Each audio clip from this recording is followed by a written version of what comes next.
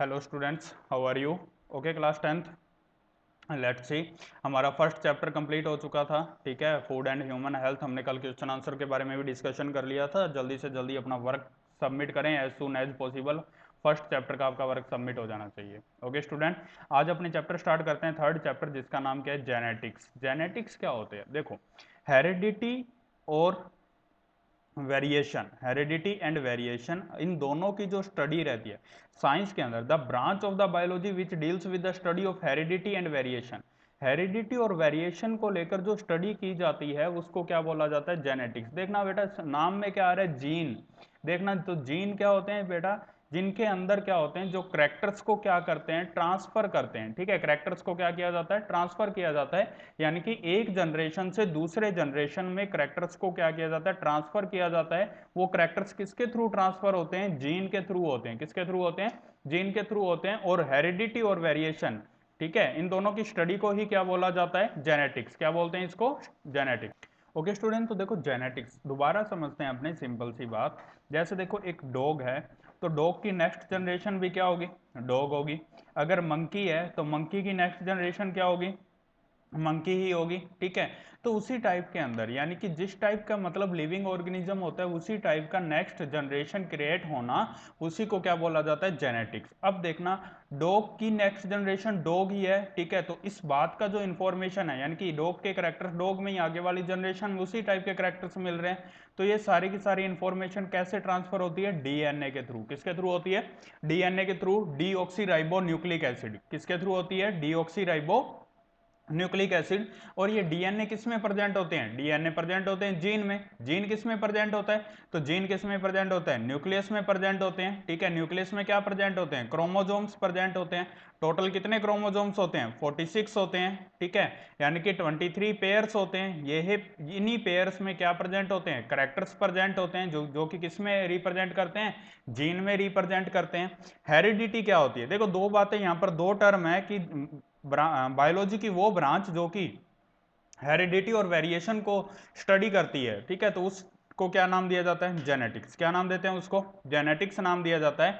Heredity और variation, heredity क्या होती है कि जिसके अंदर देखो, during the process of sexual reproduction, यानी कि जब रिप्रोडक्शन के टाइम के अंदर जो करैक्टर्स एक जनरेशन से, यानी कि पेरेंटल जनरेशन से जो नेक्स्ट जनरेशन में ट्रांसफर होते हैं, उन्हीं को क्या बोला जाता है? हेरिडिटी। यानी कि ट्रांसफॉर देखो, characters are transmitted from one generation to another generation by gametes. ठीक है, गैमेट्स क्या होते हैं?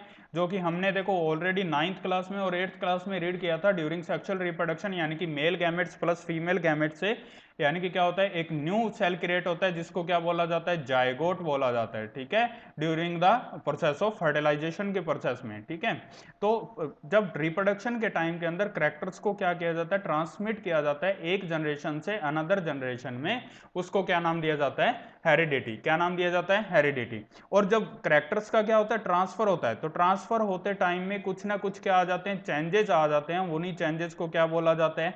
वेरिएशन बोला जाता है। लाइक जैसे देखते हैं कि एक पेरेंटल जनरेशन है। ठीक है, पेरेंटल जनरेशन से जो नेक्स्ट जनरेशन होगा, ठीक है, तो जो नेक्स्ट जनरेशन है, यानी कि जो नेक्स्ट जो किड होगा, ठीक है, तो वो किड क्या, या फिर चाइल्ड होगा, तो उसकी जो फेस होगा, क्या एज इट एज पेरेंट जैसा होगा? नहीं, कुछ ना कुछ चेंजेस होंगे। वो जो चेंजेस होते हैं उनको क्या बोला जाता है? वेरिएशन बोला जाता है। करैक्टर्स का ट्रांसफर होना, हेरिडिटी। और जब करैक्टर्स ट्रांसफर होते हैं, ट्रांसमिट होते हैं, उनके अंदर कुछ चेंजेस आ जाते हैं, तो उनको क्या बोला जाता है? वेरिएशन बोला जाता है। क्या बोला जाएगा? वेरिएशन। और इन दोनों की जो स्टडी रहती है उसको क्या बोला जाता है? जेनेटिक्स। उसको क्या बोला जाता है? जेनेटिक्स, यानी कि साइंस की वो ब्रांच जो कि डील करती है हेरिडिटी और वेरिएशन से, तो उसको क्या बोला जाता है? जेनेटिक्स। सबसे पहले जेनेटिक वर्ड किसने दिया था? बैटसन ने दिया था 1905 के अंदर। और जो जीन है वो एक ग्रीक लैंग्वेज का वर्ड है। ओके स्टूडेंट्स, हेरिडिटी करैक्टर्स क्या होते हैं? यानी कि जो करैक्टर्स ट्रांसफर होते हैं उनको हेरिडिटी करैक्टर्स बोला जाता है। Transfer of characters is called heredity. The transmission of the heredity characters from parental generation to offspring is called heredity. यानी कि सिंपल सी बात, अभी हमने देखा कि जो करैक्टर्स ट्रांसफर होते हैं उनको क्या नाम दिया जाता है? हेरिडिटी बोला जाता है। ठीक है, और जो करैक्टर्स ट्रांसफर होते हैं उनको क्या बोला जाता है? Heredity character. नॉर्मली बोला जाता है ना, कि अगर आपने भी देखा होगा कि ये जो बच्चा है, यानी कि किस पे, अपने फादर पर गया है, अपने मदर पर गया है, ठीक है, तो ये वाले कैसे डिसाइड होते हैं? उनके जीन से, उनके करेक्टर से, वो हेरिडिटी करेक्टर्स के थ्रू ये डिसाइड होता है। हेरिडिटी वर्ड जो है सबसे पहले दिया था स्पेंसर ने दिया था 1863 में। तो नॉर्मल सी बात है, जेनेटिक्स यानी कि 1905 में दिया गया और 1863 यानी कि हेरिडिटी वाला करेक्टर यानी कि पहले दिया गया था। ड्यूरिंग सेक्सुअल रिप्रोडक्शन काफी टाइप के चेंजेस आ जाते हैं, ठीक है, जो प्रोसेसेस वगैरह होती है, जायगोट बनता है, ठीक है, गैमेट्स का मिक्सअप होकर न्यू फर्टिलाइजेशन प्रोसेस होकर जो न्यू जायगोट बनता है, तो उसके अंदर क्या हो जाता है, काफी टाइप के वेरिएशंस आ जाते हैं। उन्हीं वेरिएशंस को क्या नाम दिया, उन्हीं चेंजेस को क्या नाम दिया जाता है, वेरिएशन नाम दिया जाता है। ओके स्टूडेंट, इस चैप्टर के अंदर अपने जेनेटिक्स के बारे में रीड करेंगे। जेनेटिक को मेनली सबसे ज्यादा रिसर्च किसने किया था, मेंडल ने रिसर्च किया था, ग्रेगर जॉन मेंडल। तो उन्होंने क्या किया था, 3 लॉ बताए थे, हमने 8th क्लास में रीड किए थे, 3 लॉ रीड किए थे, law of independent assortment, law of dominant, ठीक है। तो इस टाइप के जो 3 लॉ थे, उन्हीं 3 लॉ को हमने अच्छे से रीड करना है। मेंडल के बारे में रीड करना है, मेंडल ने जो प्लांट लिया था वो क्यों चूज किया था, उसने जो पी प्लांट चूज किया था, पी प्लांट ही क्यों चूज किया, अनदर प्लांट्स क्यों नहीं चूज किए, काफी टाइप के प्लांट्स होते हैं, इन सब के बारे में अपने क्या करते हैं, नॉर्मली डिस्कशन करेंगे। Okay student, let's see Mendelism. Mendelism क्या है उसके बारे में अपने देखते हैं। मेंडलिज्म तो ध्यान से समझना स्टूडेंट्स, मेंडलिज्म क्या था, सीधी सी बात है कि बायोग्राफी ऑफ मेंडल के बारे में बताया जा रहा है कि मेंडल ने जो रिसर्च किया था या फिर उसने जो मतलब लॉज दिए थे, ठीक है, तो उन सब के बारे में स्टडी है। तो मेंडलिज्म सबसे पहले समझ लेते हैं कि ये ग्रेगर जॉन मेंडल थे, ठीक है, जिनको फादर ऑफ जेनेटिक्स बोला जाता है। अगर आपसे एग्जामिनर क्वेश्चन पूछता है father of genetics, who is the father of the genetics is called be Gregor John Mendel, ठीक है। इन्होंने क्या किए थे, लॉज बनाए थे, इनहेरिटेंस के लॉज, यानी कि एक जनरेशन से अगर अनदर जनरेशन में जो करेक्टर्स ट्रांसफर होते हैं, एक जनरेशन से अगर अनदर जनरेशन में जो करेक्टर्स ट्रांसफर होते हैं, तो वो जो ट्रांसफर होते हैं उनके अंदर क्या क्या चेंजेस होते हैं, वो कैसे होते हैं ट्रांसफर, उनसे रिलेटेड क्या दिए गए थे, कुछ लॉज दिए गए थे। ओके स्टूडेंट्स, तो इनका जो बर्थ था, ठीक है, 22 जुलाई, ठीक है, 22 जुलाई 1822 सिलिसन विलेज के अंदर हैंजियडाफ के अंदर ऑस्ट्रिया में हुआ था, ठीक है, ऑस्ट्रिया का एक स्टेट था हैंजियडाफ, और उसके कौन से विलेज में हुआ था, सिलिसन विलेज में हुआ था। इन्होंने अपनी फिलोसफी की डिग्री कंप्लीट करने के बाद में एज ए फादर, यानी कि चर्च में फादर होते हैं, प्रीचिस्ट यानी कि पुजारी वगैरह जिनको बोला जाता है, ठीक है, जो फादर होते हैं, ठीक है, ब्रून टाउन ऑफ ऑस्ट्रिया के अंदर इन्होंने एज ए पादरी जिनको बोला जाता है, पादरी या फादर बोला जाता है जो चर्च में होते हैं, उस टाइप के अंदर इन्होंने जॉब को ज्वाइन किया था। Mendel performed hybridization experiment, Mendel ने क्या किया था, हाइब्रिडाइजेशन एक्सपेरिमेंट किए थे। हाइब्रिडाइजेशन का मतलब क्या होता है कि दो प्लांट का क्रॉस करवाकर एक न्यू प्लांट यानी कि एक नई जनरेशन को क्या करना, क्रिएट करना, उस प्रोसेस को क्या बोला जाता है, हाइब्रिडाइजेशन। क्या बोला जाता है, हाइब्रिडाइजेशन। इन्होंने हाइब्रिडाइजेशन के एक्सपेरिमेंट किए थे, किसके ऊपर किए थे, गार्डन पी। ध्यान में रखना, एग्जामिनर पूछता कि on which plant did the Mendel do the experiment, ठीक है। स्टूडेंट्स क्या करते हैं, हरी अप यानी कि जल्दी के अंदर क्या लिख देते हैं, पी प्लांट लिख देते हैं, लेकिन वो गलत हो जाएगा। तो जो पी प्लांट होता है दो टाइप के अंदर होते हैं, एक तो वाइल्ड पी होता है और एक गार्डन पी होता है। हम जो नॉर्मल जो खाते हैं वो गार्डन पी होता है, एक वाइल्ड पी होते हैं जो कि जंगल वगैरह के अंदर मिलते हैं, ठीक है।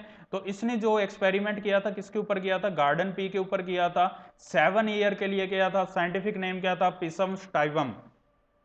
ओके स्टूडेंट्स, ठीक है। अब देखना 1856 से 1863 तक इन्होंने 7 ईयर तक उस प्लांट्स के ऊपर, पी प्लांट्स के ऊपर इन्होंने सिर्फ अपने एक्सपेरिमेंट किए, कंटिन्यू हाइब्रिडाइजेशन के 7 साल तक कंटिन्यू करते रहे। और करने के बाद में इन्होंने कुछ रिसर्च की, और रिसर्च करने के बाद में इन्होंने एक रिसर्च पेपर तैयार किया जो कि ब्रून सोसाइटी ऑफ नेचुरल हिस्ट्री को लिखा गया था 1866 के अंदर। इनके जो एक्सपेरिमेंट थे वो एक एनुअल मैगजीन के अंदर क्या हुआ, पब्लिश हुआ। किस नाम से हुआ था, एक्सपेरिमेंट्स ऑन प्लांट हाइब्रिडाइजेशन। ध्यान में रखना, रिसर्च पेपर कौन सी सोसाइटी को लिखा गया था, ब्रून सोसाइटी ऑफ नेचुरल हिस्ट्री, लेकिन पब्लिश कब हुआ, 1866 के अंदर। और इन्होंने रिसर्च पेपर 65 में लिख दिया था। और जो इनकी हेडिंग डली थी, एक्सपेरिमेंट्स ऑन प्लांट हाइब्रिडाइजेशन, यानी कि प्लांट के हाइब्रिडाइजेशन करके कुछ न्यू अपने क्या कर सकते हैं, प्लांट्स वगैरह क्रिएट कर सकते हैं, उनके बारे में इन्होंने बताया था। ये किसकी बायोग्राफी थी, ग्रेगर जॉन मेंडल की, ठीक है। कई बार एग्जामिनर पूछता है write down the short note on, या write a short note on, किसके ऊपर, मेंडलिज्म के ऊपर बोल दिया जाता है, मेंडल के ऊपर, ग्रेगर जॉन मेंडल के ऊपर ये बोल दिया जाता है। ओके स्टूडेंट, ओके स्टूडेंट, तो अब देखते हैं मेंडल के सक्सेस होने के रीजन क्या थे, ठीक है। देखो, हाइब्रिडाइजेशन को लेकर ऐसी बात नहीं है कि सिर्फ मेंडल ने ही एक्सपेरिमेंट किए थे, मेंडल से पहले भी काफ़ी ज़्यादा साइंटिस्ट ने क्या किए थे, काफ़ी सारे एक्सपेरिमेंट्स किए थे, ठीक है, किससे रिलेटेड, हाइब्रिडाइजेशन से, लेकिन वो ज़्यादा सक्सेसफुल नहीं हो पाए, लेकिन मेंडल सक्सेस हुआ। मेंडल के सक्सेस होने के रीजन क्या थे, देखो, Mendel study the inheritance of one character eight A time. उन्होंने क्या किया, देखो, एक टाइम में एक ही करेक्टर के बारे में रीड किया। जैसे मान लो फर्स्ट उन्होंने हाइब्रिडाइजेशन करवाया है, तो उसके अंदर सिर्फ उन्होंने हाइट के करेक्टर को ही क्या किया, स्टडी किया। सेकंड उन्होंने हाइब्रिडाइजेशन किया, तब उन्होंने सिर्फ फ्लावर के कलर को स्टडी किया, ठीक है। तो उन्होंने एक टाइम में, यानी कि एक जनरेशन में, सिंपल सी बात है, देखो क्या होता है कि एक ईयर के अंदर जो पी प्लांट होते हैं वो उनकी कितनी जनरेशन होती है, 3 to 4 जनरेशन होती है, ठीक है।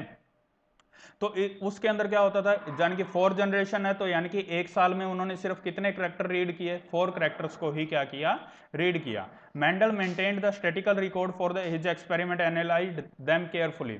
देखो बाकी साइंटिस्ट क्या कर रहे थे, जो भी अपना एनालिसिस था उन्होंने स्टैटिकल डाटा नहीं प्रिपेयर किया था, लेकिन मेंडल ने एक स्टैटिकल डाटा प्रिपेयर किया, टेबल वेबल बनाई, उसके अंदर अच्छे से, यानी कि सारे के सारे एक्सपेरिमेंट का जो कंक्लूजन था, एनालिसिस था, क्या करेक्टर्स थे, क्या शो कर रहे थे, उन सब के बारे में इन्होंने अच्छे से रिप्रेजेंट किया।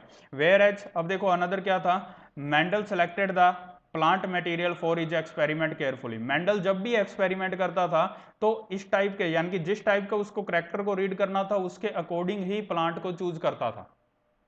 ऐसा नहीं है कि अब उसने हाइट के करेक्टर को रीड करना है और वो प्लांट कौन से फ्लावर के अकॉर्डिंग चूज कर रहा है, तो ऐसा नहीं है। अगर हाइट का करेक्टर रीड करना है तो हाइट के करेक्टर के अकॉर्डिंग ही उन्होंने क्या किए थे, यानी कि प्लांट्स को चूज किया था। ओके स्टूडेंट, तो रीजन समझ में आया कि उन्होंने एक टाइम में एक ही करेक्टर रीड किया, ठीक है, स्टैटिकल रिकॉर्ड अच्छे से मेंटेन किया, और प्लांट का जो मटेरियल चूज करते थे वो भी काफी अच्छा चूज करते थे, यानी कि पूरा उनके करेक्टर्स के अकॉर्डिंग ही चूज किया जाता था।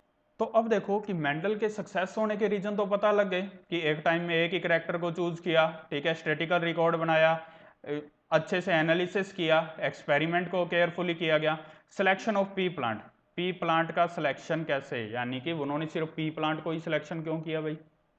अब देखो इतने सारे प्लांट्स होते हैं, हम तो देखते हैं हमारे आसपास में क्या होते हैं, काफी टाइप के प्लांट्स हैं, ठीक है, लेकिन उन्होंने सिर्फ पी प्लांट ही क्यों चूज किया, तो समझो इसके रीजन समझो, बहुत ज्यादा इजी रीजन है इसके। देखो क्यों, क्योंकि पी प्लांट के अंदर एक ईयर में, ध्यान में देना, एक ईयर में कितनी जनरेशन आती है, 3 to 4 जनरेशन आती है। कितनी जनरेशन हो जाती है, 3 to 4 जनरेशन।